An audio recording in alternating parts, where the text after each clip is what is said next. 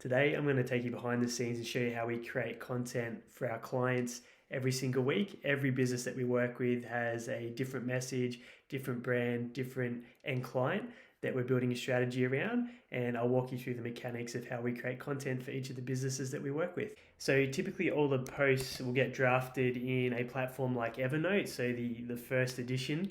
Then from there, we will run it through a tool, Grammarly, to check for punctuation, spelling errors and to proofread and make sure it's on point. From there, we'll look at imagery, and this can go a number of different ways. Some clients have images that they want to provide from various projects, their offices, any branding shoots that they've done. Occasionally, if they want that executed for them, we can go to site and collect a whole bunch of professional photos with a photographer.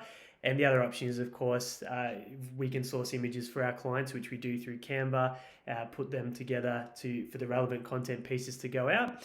Some of our clients will approve the posts and we'll send them the weekly posts in advance so they can have a look, make sure it's on point, and in which case we'll wait for them to tick it off.